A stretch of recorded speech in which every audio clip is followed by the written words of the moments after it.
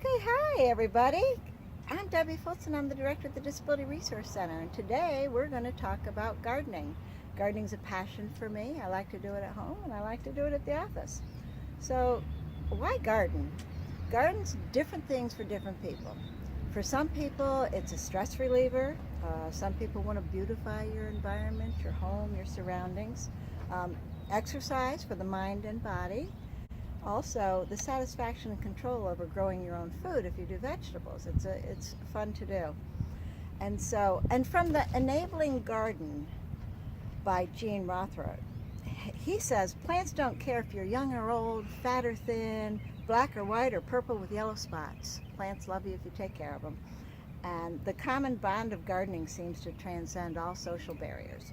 So there's lots of resources out there for you to decide how you're going to start your gardening thing, but we're just going to talk about a few of those today. So the first step about gardening is deciding what you want to plant. Do you want a vegetable garden? Do you want flowers? Do you want lots of color or greenery? How much care it's going to need? So if you want to grow herbs and vegetables, you can do those in containers. You can do those in the ground, or you can do them in raised gardens, which we're going to show you in just a minute. And so if you love flowers, there's lots of options there too.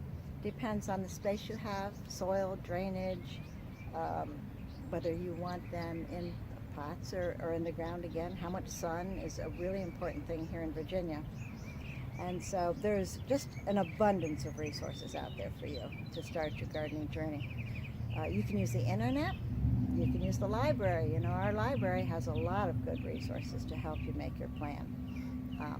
On the internet, I was looking at different containers, and there's lots of different vertical options. Some you can purchase and some you can make. So if you have trouble bending, squatting, getting down into the ground, there's lots of other options for that. Behind us at our sign, we already have some beautiful pansies that are good in the spring and the fall, and they last throughout the winter.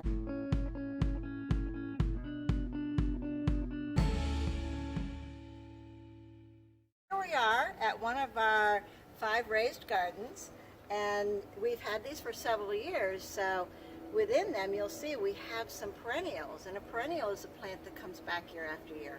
Oftentimes they grow large and you can separate them. These that we have in this garden have several different names. They're called bee balm or monarda or a petite delight. They have a little purple flower on them, so we have 2 on either side of the garden. Now, I have 2 different types of tools to use. One is long, and so if you are a wheelchair user or you can't bend over, you can use this on the ground, or you can use this to get into your garden. And then just a short-handled if I wanted to bend over to stir up the dirt. And because the dirt needs to be replenished every year and given some new nutrients, I have purchased some new product that is specifically for raised gardens. And so I'll just add some to the soil that's already there.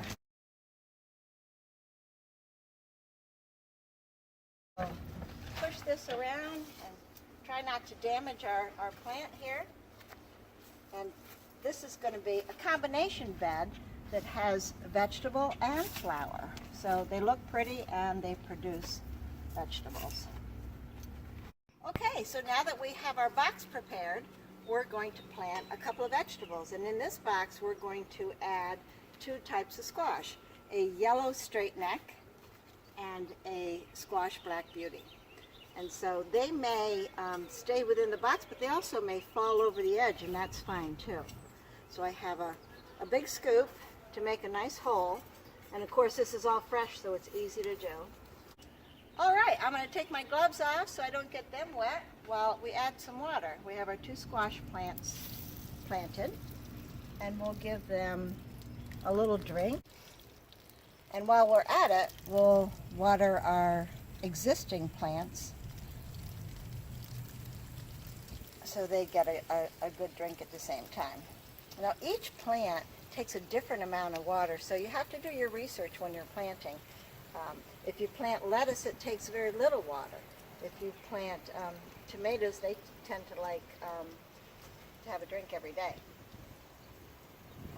If you plant flowers in a hanging basket, they definitely need a drink every day. Where if they're in the ground, depending on the soil, you might not have to water except, once or twice a week. Okay, we're at our second bed, and we have our returning parsley and oregano, and so we're going to plant a couple more things in here. We'll have some garlic chives that are really good to just cut up and put in a salad, potato salad, macaroni salad, used for any kind of cooking. They don't have a very strong, it's not a very strong flavor, but it's just really something extra special and easy to do. Now that little plant will get, will fill in this spot by the end of the summer and may come back next year, not always. And then on this end, we're going to add an aloe plant.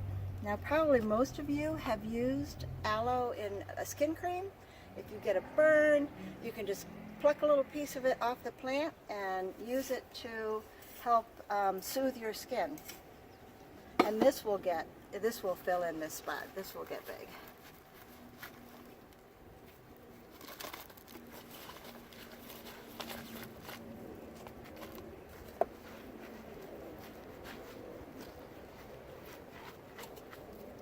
So, when you get a nice little tag that tells you what it is and you're not sure, you may recognize what that is again, you can put the tag in here, or there's things that you can do to mark your own plants.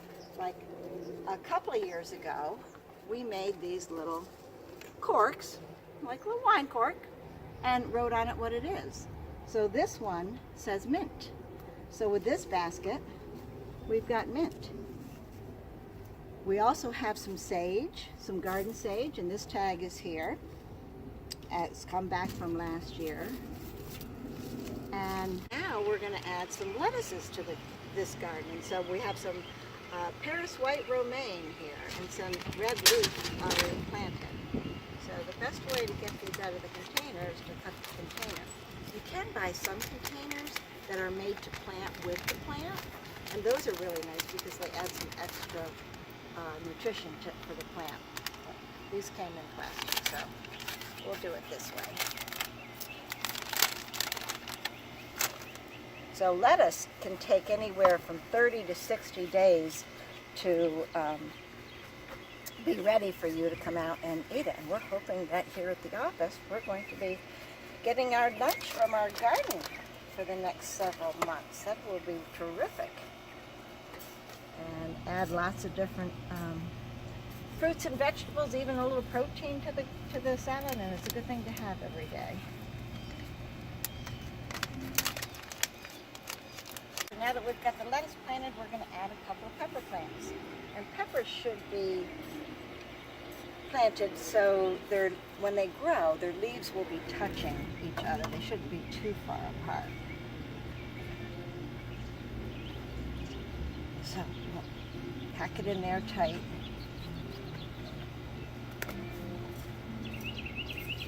So we're pretty excited about having our gardens planted this year and being able to harvest some vegetables.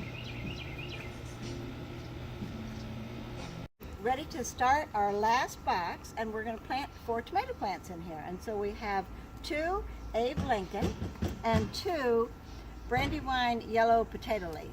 And so those are new to me, so I'm excited to see how they're going to come up. So with tomatoes, you want to make sure that you dig a very deep hole, and when you plant it up to the first leaf, so you've got the majority of your plant underground, because it will grow. You don't need to have more exposed than necessary. And then tamp it down really good when you're finished planting it. So we will put those in the ground, and we're going to show you how to help them grow straight up with tomato cages in a minute. So we're hopefully going to have big tall tomatoes, so they need supports. So there's several different types of supports for tomatoes. These are called tomato cages. They're metal, and so you just spread out the tines and put it into the soil. Be sure you don't damage your plant. and put it all the way down to the ground as far as you can get it in. And because these are boxes, they tend to go in much easier than if you're going into the ground. It's a little bit more difficult to get them into the ground. There's also stakes. You can, as your tomato gets taller, you can just put a stake in the ground and tie it to it. There's several different types of twine or elastic that you can put it in. And so now all we have to do is water them. Okay, so now we'll water our tomatoes, and I told you earlier that I was going to show you a new handle. Now this is a little bit longer, which is really nice if you're a distance away from your garden and you can't get up close. So you can use this type of a watering device. So that's all for today, and thank you for joining me in the Disability Resource Center in our series of independent living videos.